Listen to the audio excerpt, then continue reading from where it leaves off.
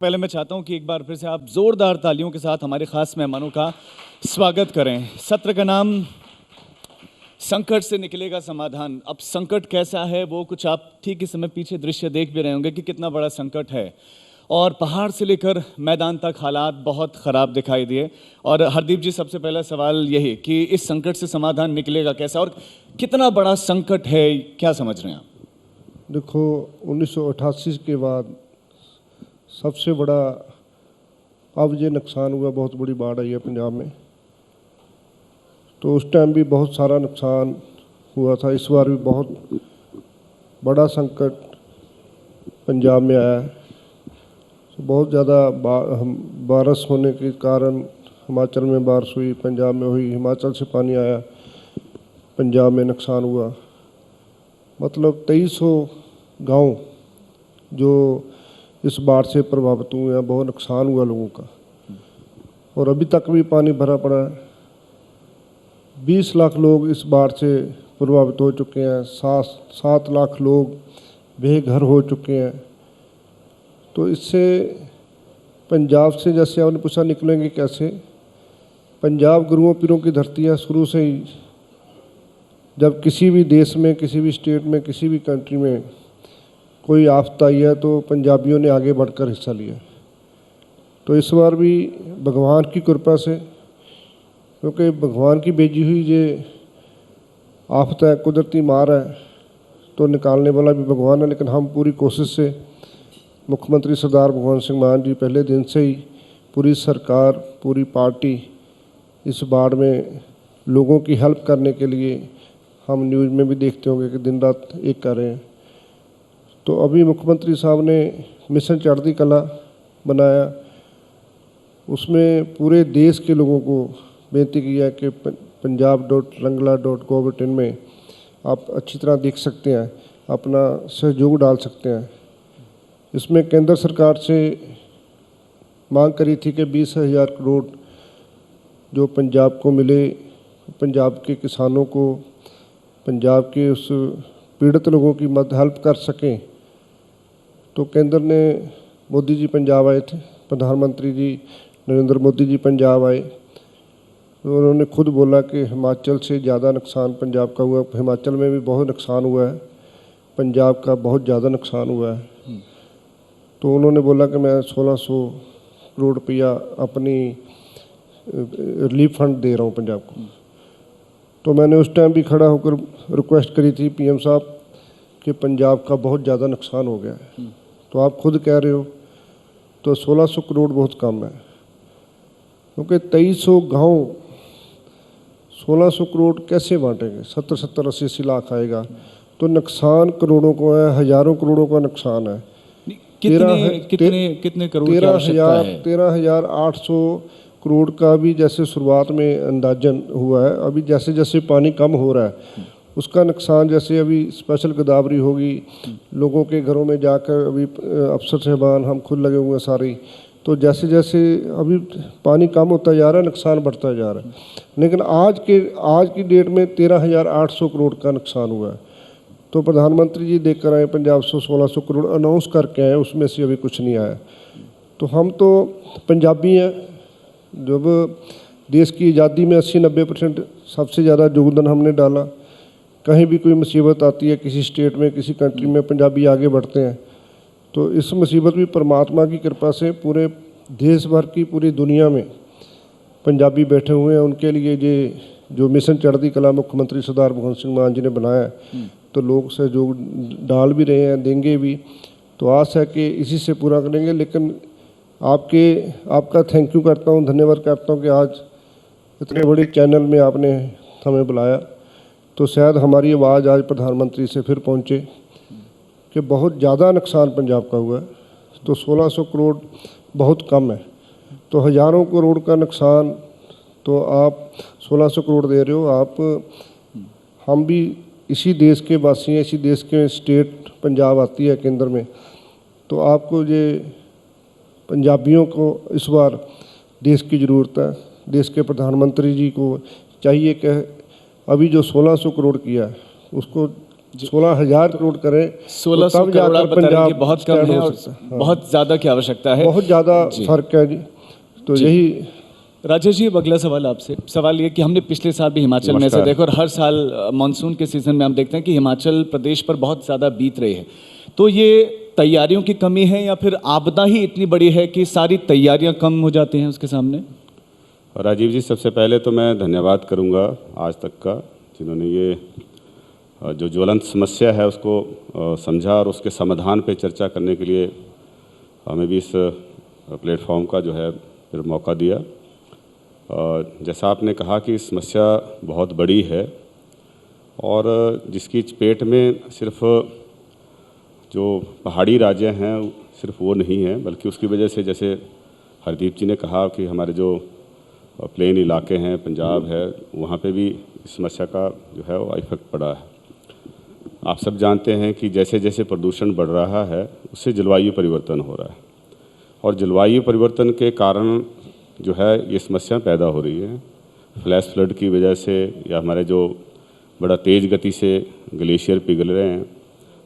आप जानते हैं कि जैसे उत्तराखंड में भी जो आपदा आई उसके पीछे भी जो टेम्परेरी लेक्स बनती हैं वो ब्रस्ट होती हैं। केदारनाथ में भी ऐसा हुआ था और इस बार भी जो है ऐसा ही हुआ और इसका जो है इम्पैक्ट वो बहुत भयानक होता है। जो हिमाचल प्रदेश में नुकसान हुआ उसकी पीड़ा अभी तक 2023 में भी बहुत नुकसान हुआ था, हम उस पर भी पूरी तरह से उसको रिकवर नहीं कर पाए।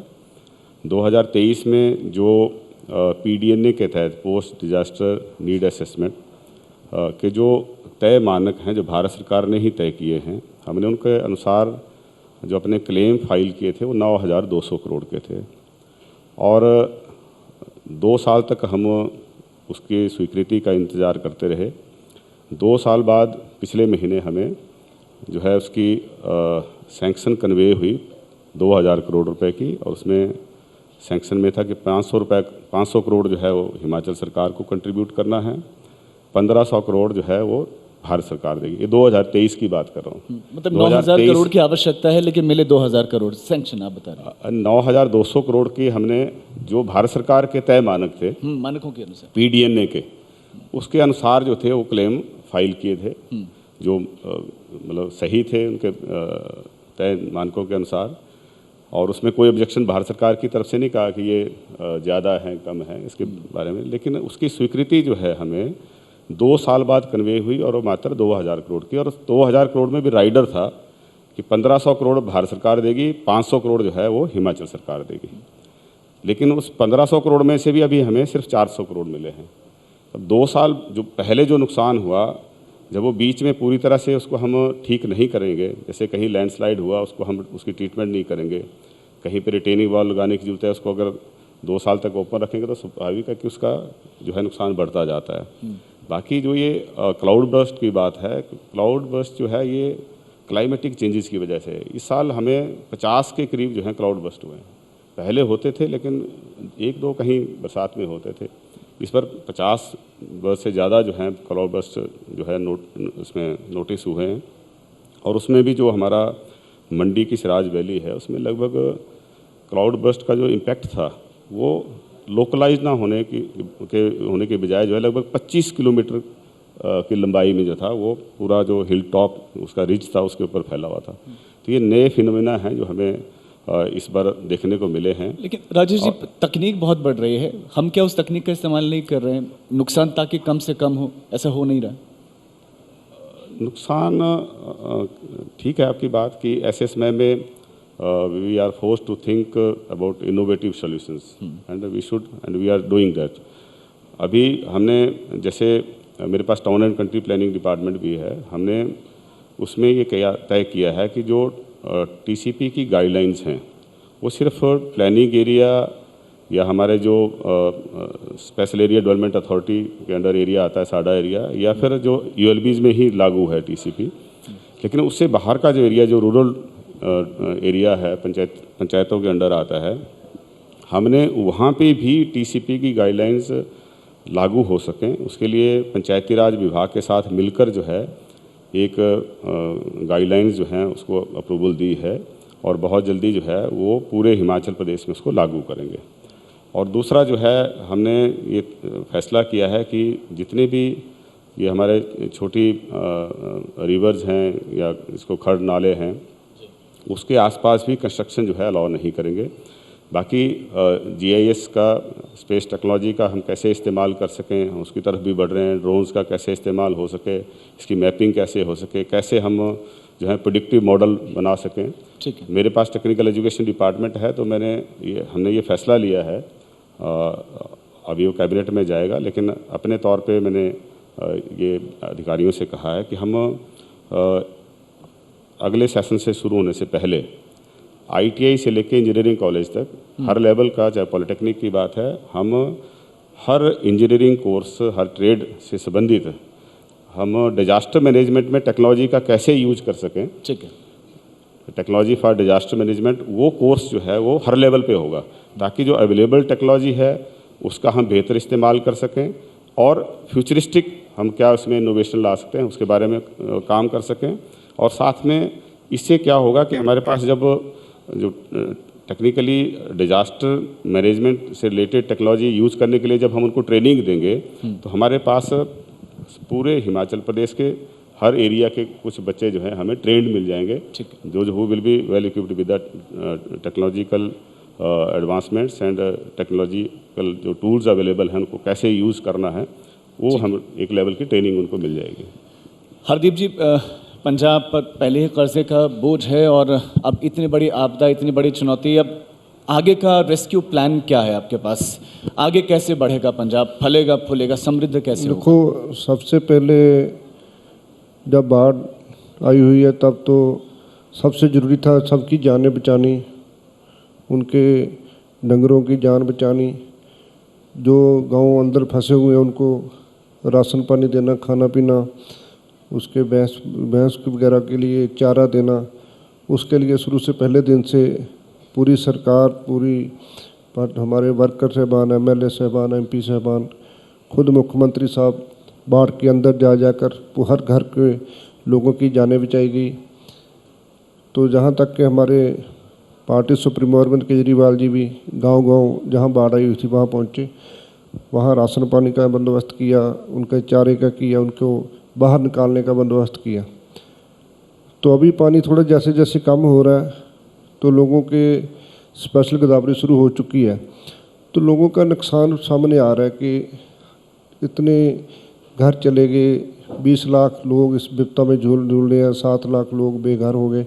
सो ये सब के लिए शुरुआत हो चुकी है कि हम सबसे पहले उनको स्पेशल गिरदावरी के ज़रिए उनका घर बनाने का शुरुआत हो। जो फसलें हैं, जो 2300 गांव, जिसकी 5 लाख से ज़्यादा फसल पानी में, खेती पूरे पानी में डूब चुके हैं, उनको जैसे जैसे नीचे आ रहा है उसको फसल, उसकी मुआवजा मिले, उसकी खेत तैयार करने पे लगे हैं। और सबसे बड़ी बात इस टाइम सबसे ज़्यादा ज़रूरत थी मेडिकल कैंप की, वो हर गांव में मेडिकल कैंप लग रहे हैं।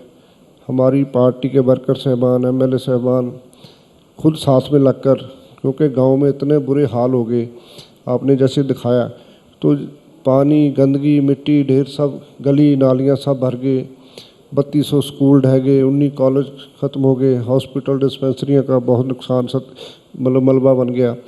वो सबको क्लीन करने में जुटे हैं सबका, क्योंकि बच्चों की पढ़ाई का नुकसान हो रहा है, उसके लिए सब सारे। एक सवाल ये है, चूंकि अब आप सत्ता में हैं, क्या इस तरह की आपदाएं रोकी तो नहीं जा सकती, लेकिन क्या कम की जा सकती है, उनका प्रभाव कम किया जा सकता है? और इस साल जो हुआ है, अब क्या मौसम बदल गया है, पर्यावरण पूरी तरह से अपने आप को चेंज कर चुका है, अगर अगले साल भी इस तरह की परिस्थितियाँ आएंगी तो अब आप उसको कैसे अपने आप को अगले साल के लिए तैयार करेंगे? जैसे मैंने पहले बताया कि पंजाब गुरुओं पीरों की धरती है, पंजाबियों के हौसले बहुत हैं, पंजाबियों के दिलेर बहुत हैं सेवा करने में। सरकार हर मुआवजा देने की पूरी शुरुआत करेंगे, हर एक को मुआवजा देंगे। सो जैसे भाई साहब बता रहे थे, एसडीआरएफ का फंड जो हमारे पास 2010 से शुरू हुई, आज तक जो हमें 5,012 हज़ार करोड़ रुपया पंजाब को मिला। उसमें से 3500 कुछ जो खर्च चुके हैं हम, उसको मैं आपको बताता हूँ, आंकड़े लिख के लाया हूँ। 3820 करोड़ रुपये हमने खर्चे हैं। तो बहुत जैसे जैसे ये देते गए केंद्र सरकार वैसे हम ये देते, लेकिन अब एसडीआरएफ का फंड जैसे 1 एकड़ का ये कहते हैं 6800 रुपया दो, हमने अनाउंस किया 20,000 रुपया पर एकड़। तो एसडीआरएफ के नॉर्म चेंज करने के लिए मुख्यमंत्री साहब ने लेटर भेजी, हाँ। उसका कोई जवाब नहीं आया। तो लेकिन ये अगर सर केंद्र सरकार आपकी अपेक्षा जितने अमाउंट की है उतना अमाउंट नहीं देता है, नहीं दे पाता है, तो क्या पंजाब अपने दम पर खड़ा हो पाने की स्थिति में है? देखो, हमारी सरकार, हमारे पंजाब के लोग सारे रल मिलकर इस आफत से बाहर निकालेंगे। लोगों को मुख्यमंत्री साहब ने वादा किया है कि हर एक का चूल्हा बलेगा, हर एक को छत मिलेगी, हर एक का खेत हम तैयार करवा के उसके लिए जेसीबी मशीनें, ट्रैक्टर ट्राली, एक हमने पॉलिसी निकाली जिसका खेत उसकी रेत, क्योंकि जो दब चुका है तो वो अपने खेत तैयार करने के लिए अपनी रेत मिट्टी बेच भी सकता है, उससे थोड़ा फर्क पड़ेगा। तो ये सब काम के लिए जितनी हेल्प सरकार की तरफ से चाहिए, सरकार उसकी हेल्प कर रही है, शुरुआत हो चुकी है। और हम सब रल मिलकर पूरे पंजाब, पूरी सरकार पंजाब के लोगों को इस आफत से ज़रूर भगवान की कृपा से निकालेंगे। हमें आस है कि जहाँ जहाँ भी पंजाबी पूरे वर्ल्ड में जहाँ भी बैठा हुआ है, इस आफत की घड़ी में, इस विपदा की घड़ी में, ये जो मिशन चढ़ती कला वाला हमने शुरू किया है, ranglapunjab.gov.in, इसमें लोग सहयोग देंगे और इससे हम पूरे जितने भी 2300 गांव के लोगों का नुकसान हुआ है उसे लोगों को बाहर गारंटी से बाहर लाएंगे। राजेश जी, केंद्र सरकार के साथ तालमेल कैसा है? क्या संवाद होता रहता है? वो तो रेगुलरली होता है, क्योंकि संघीय ढांचा है, प्रदेशों को मिला के ही तो भारत बनता है, इसलिए प्रदेशों से ही राजस्व जो है इकट्ठा होता है। लेकिन कुछ जो है सेंट्रल लिस्ट में होते हैं, कुछ इशू जो है वो स्टेट लिस्ट में हैं, कुछ कंकरेंट लिस्ट में है। तो हर को अपना अपना जो है वो जो काम है, दायित्व है, उसको निभाना है। हमारा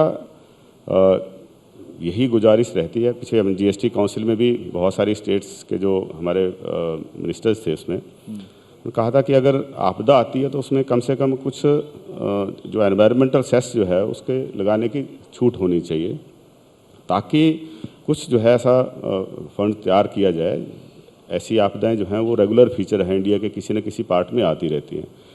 तो ये सिर्फ केरल में एक बार जो है इसको परमिशन दी गई थी, लेकिन अन्यथा बाकी राज्यों में आंध्र प्रदेश ने भी इसकी डिमांड करी थी, हिमाचल ने भी की थी और गोवा ने भी की थी, लेकिन उस पर अभी तक कोई सहमति नहीं बन पाई है। हमारा अपने संसाधन जो हैं कम हैं।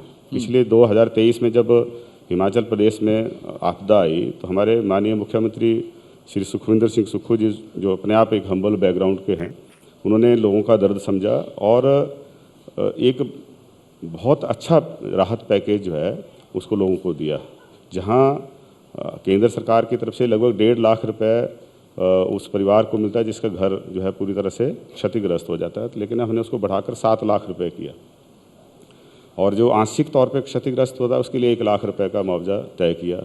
उसी तरीके से किसी की अगर भेड़ बकरी मर जाती है उसको भी 9,000 रुपये के हिसाब से दे रहे। तो अपने संसाधनों से जितना हम कर सकते हैं उतना उससे ज़्यादा करने की कोशिश कर रहे हैं, लेकिन क्योंकि ये मिला जुला प्रयास होना चाहिए। जैसे पंजाब के हमारे मंत्री साहब ने कहा, हरदीप जी ने, ये धरती हिंदुस्तान जो है, हम संघीय ढांचे में हैं, विपत्ति में जब भी कोई हो तो उसमें हमें आगे आना है। पंजाब के भी हमारे भाइयों का बहुत नुकसान लेकिन हुआ, मदद मिल रही है हिमाचल के भी हुआ। केंद्र से मदद मिल रही है? केंद्र से उतनी नहीं मिली। जैसे मैंने पहले कहा कि हमने 2023 के जो क्लेम फाइल किए उसकी स्वीकृति पिछले महीने मिली, इस साल 2 साल बाद, और मांग जो लॉस असेस हुआ, जो केंद्र सरकार की भेजी हुई टीम्स ने असेस किया है ना, उनके मार्गदर्शन में हमने उसको प्रिपेयर करके भेजा। 9,200 करोड़ के मुकाबले सिर्फ 1,500 करोड़ रुपए जो है उसकी स्वीकृति मिले अभी तक 400 करोड़ रुपए। तो आप अंदाज़ा लगा सकते हैं कि हम उसके रिहेबिलिटेशन का और रिकंस्ट्रक्शन का, रिपेयर का कैसे उस काम को जो है गति दें। इस साल की माननीय प्रधानमंत्री जी ने जो है वहाँ पे घोषणा की कि 1,500 करोड़ रुपए जो है हिमाचल प्रदेश को दिए जाएंगे। तो अब वो किस रूप में मिलेंगे अभी तक उसके बारे में डिटेल्ड जो है इन्फॉर्मेशन नहीं मिली है। हम उम्मीद करते हैं कि जो हमारे 2023 के क्लेम पेंडिंग हैं वो भी हमें शीघ्र अतिशीघ्र मिले, और इस साल की भी जो माननीय प्रधानमंत्री जी ने घोषणा की है वो भी शीघ्र अतिशीघ्र मिले। इसमें जैसा मैंने कहा कि हम इंटरडिपेंडेंट हैं, राज्यों से ही टैक्स जो है वो केंद्र सरकार की किटी में जाता है। हम जीएसटी इकट्ठा करते हैं, जितने भी राज्य हैं हिंदुस्तान के 50% स्टेट को मिलता है, 50% भारत सरकार के पास जाता है। भारत सरकार विभिन्न योजनाओं के माध्यम से वो कुछ राज्यों को भी देती है, कुछ जैसे अब डिफेंस का एक्सपेंडिचर है वो स्वाभाविक है कि केंद्र सरकार को करना है। तो मिले जुले प्रयासों से ही संभव हो पाता है। ये सिर्फ हम ये नहीं कहेंगे कि सिर्फ केंद्र की जिम्मेवारी है और साथ में ये सिर्फ राज्यों के स्तर पे ही सब कुछ इसका समाधान निकलेगा, वो भी संभव नहीं है। क्योंकि हम देखते हैं कि ये प्री जीएसटी जो इरा था उसमें बहुत सारे राज्यों की, उसमें हिमाचल प्रदेश भी है, हमारी जो टैक्स ग्रोथ रेट थी, टैक्स रेवेन्यू ग्रोथ रेट थी वो ज़्यादा थी। आज की डेट में 1/3 पे हैं जो उसमें थी। तो ऐसी इस तरह से उसका नुकसान भी हुआ है। तो स्वाभाविक है जब केंद्र सरकार के खाते में ज़्यादा पैसा जाएगा राज्यों से, तो कुछ उनको ज़्यादा ही डेवोल्यूशन जो है वो विभिन्न माध्यम से करनी चाहिए। हरदीप जी, आपको भी ज़्यादा की आवश्यकता है पंजाब के लिए केंद्र सरकार से? देखो, हम तो प्रधानमंत्री से यही रिक्वेस्ट कर रहे थे कि पंजाब का बहुत ज़्यादा नुकसान हज़ारों करोड़ का हुआ है। तो प्रधानमंत्री जी ने 1600 करोड़ देकर उसके बाद चलो जो भी हुआ, आपको मजाक में ले लिया चाहे गुस्से में ले लिया, हिंदी नहीं आती हिंदी सीखिए, ये वाली बातें छोड़कर मैं फिर रिक्वेस्ट करता हूँ प्रधानमंत्री जी को कि हमारे पंजाब का जीएसटी का, आरडीएफ का टोटल मिला के 60,000 करोड़ रुपया पंजाब का बकाया है। हमें 20,000 करोड़ तो आपको चाहिए एसडीआरएफ में मदद करनी, इसके अलावा भी पंजाब की हेल्प करने की ज़रूरत है। अगर फिर भी कोई मजबूरी है तो पंजाब का जो 60,000 करोड़ रुपया बकाया है केंद्र की तरफ, वो इस टाइम में आपको रिक्वेस्ट करते हैं हम पंजाब की सरकार की तरफ से, पंजाब से हड़ पीड़ित परिवारों की तरफ से आपको रिक्वेस्ट करते हैं प्रधानमंत्री जी कि इस टाइम पंजाब को केंद्र की ज़रूरत है। माएँ रोती नहीं देखी जा रही, बच्चे स्कूल नहीं जा पा रहे, इतना बड़ा नुकसान हुआ है। तो आपको रिक्वेस्ट है कि 60,000 करोड़ की जो पंजाब का बकाया है उसको वो ज़रूर देना चाहिए। तो अगर इस वक्त आपने पंजाब की बाह नहीं फड़ी, पंजाब की तरफ नहीं देखा, केंद्र से पॉजिटिव रिस्पांस मिला? केंद्र को जो पंजाब की तरफ पता नहीं क्या नफरत है, क्यों पंजाब के साथ ऐसा होता है कि पंजाब का बकाया भी नहीं मोड़ रहा है, आरडीएफ का 8,000 करोड़ वो नहीं मिल रहा है, 50,000 करोड़ हमारा जीएसटी का बकाया है। तो जितनी बड़ी आफत आने के बाद 1600 करोड़ अनाउंस करने के बाद उसमें से 240 करोड़ आया, वो 1600 करोड़ भी नहीं आया। तो कब आएगा, कब देंगे? केंद्र से बड़ी नाराजगी है अब दोनों की बातों में ये झलक रहा है। लेकिन राजेश जी, आप चूंकि पहाड़ी प्रदेश से आते हैं तो आपसे मैं ये समझना चाहूँगा कि क्या आप लोगों ने शोध करने का प्रयास करवाया कि ये क्यों हो रहा है? इतना ज़्यादा डैमेज जो पहले इतने वर्ष पहले तो नहीं होता था, लेकिन इतने क्लाउड बर्स्ट, अत्यधिक क्या कंस्ट्रक्शन इसके पीछे की वजह है, या टूरिज्म बहुत ज़्यादा पर्यटक वहाँ पर जा रहे हैं, फिर नदियों के किनारे कंस्ट्रक्शन हो रहा है? राजीव जी, आप भी पहाड़ी प्रदेश से हैं। 2-3 फैक्टर हैं इसमें। एक है जो ग्लोबल फैक्टर है, क्लाइमेटिक चेंजेस जो हैं एक सिर्फ लोकल फैक्टर्स की वजह से नहीं हो रही हैं। आप जानते हैं कि जैसे क्योटो प्रोटोकॉल जब हुआ था तो इसमें ये तय हुआ था कि जो डेवलप्ड नेशंस हैं, ये डेवलपिंग कंट्रीज को कंपनसेट करेंगे क्योंकि उनका जो कार्बन एमिशन है वो बहुत हाई है। उसी तरीके से ये मैकेनिज्म जो है विद इन कंट्री भी होना चाहिए। हमारा कार्बन एमिशन तो बहुत कम है, बल्कि हम तो वी कैन से कि we are carbon neutral state, और कार्बन पॉजिटिव भी कहीं जगह पे होंगे। हमने अपने जो ग्रीन कवर है उसको प्रोटेक्ट किया है ह्यूमैनिटी को सर्व करने के लिए। आज अगर हमारे जंगल सुरक्षित हैं तब हमारे ग्लेशियर सुरक्षित हैं। ग्लेशियर सुरक्षित हैं तो हमारे साल भर जो है नदियों में पानी रहता है। हमारे भाखड़ा बांध जो हिमाचल प्रदेश में मेरे डिस्ट्रिक्ट में ही बना है, उसको पंडित जवाहरलाल नेहरू जी कहते थे कि ये आधुनिक भारत का मंदिर है, और वो मंदिर साबित हुआ। तभी हरित क्रांति आई, तभी इंडस्ट्रियल रेवोल्यूशन की शुरुआत हुई। लेकिन उसके बनाते बनाते हिमाचल प्रदेश में बहुत सारी डिस्प्लेसमेंट हुई, बहुत एरिया सबमर्ज हुआ, लोगों के घर डूब गए, ज़मीनें डूब गई। पौंग डैम बना, उससे बहुत ज़्यादा जो है सबमर्ज हुई लैंड हमारी। तो उसके वजह से जो है वो हमने तो देश के लिए जो है वो हमारे लोगों ने बलिदान दिया, लेकिन उसके लिए हमें कहीं ना कहीं कंपनसेट करना चाहिए। अब भी हमारे ग्रीन फेलिंग टोटली बैन है। तो एक तो ये ग्लोबल फैक्टर है या नेशनल लेवल पे जिन इश्यूज़ को एड्रेस करने की जरूरत है, दूसरे लोकल भी हैं, इसमें कोई दो राय नहीं है। हम देखते हैं कि हमारी जो प्रीवियस जनरेशन थी वो हमारे से ज़्यादा समझदार थी। उसमें कोई town and country planning act नहीं था, लेकिन उन्होंने अपनी समझदारी से एक ईयर मार्क्ड लैंड थी, इसको जो आबादी दे, हमारे हिमाचल में कई जगह लाल डोरा के नाम से जो है वो ईयर मार्क्ड है, वहीं पे हाउसिंग के लिए जो है वो या कंस्ट्रक्शन उसी में अलाउड होती थी। हम जैसे ही आज़ाद हुए, हम इतने आज़ाद हो गए कि हमने कहीं भी कंस्ट्रक्शन करना शुरू कर दी। आज हम देखते हैं कि इतनी स्कैटर्ड जो है सेटलमेंट हुई है कि उसको बेसिक जो सर्विसेज हैं प्रोवाइड करते करते बहुत ज़्यादा हार्म जो है वो एनवायरनमेंट का होता है ना। चाहे वहाँ बिजली, सड़क और पानी की सुविधा देनी है, तो वहाँ पे बेसिक सर्विसेज आपको पहुँचानी है, तो उसमें कॉस्ट ऑफ डिलीवरी बढ़ जाती है और वहाँ पे जो बेसिक सर्विसेज प्रोवाइड करने की वो बढ़ जाती है। लोग नदी नालों के नज़दीक भी सेटल हुए हैं, कानून भी बने हैं, लेकिन उन कानूनों का पूरी तरह से एनफोर्समेंट नहीं हो जाती। अब आगे के लिए हम कर सकते हैं, लेकिन जो पहले से ही लोगों के घर बन गए हैं उनका क्या करें? उनको अगर दोबारा से रिकंस्ट्रक्शन करनी है तो कॉस्ट ऑफ रिकंस्ट्रक्शन इतनी ज़्यादा है कि वो तो उनकी ज़िंदगी बचानी, तो उसके लिए निर्णय तो आप ही को लेना पड़ेगा। बहुत बहरहाल, बड़े टफ डिसीजन है।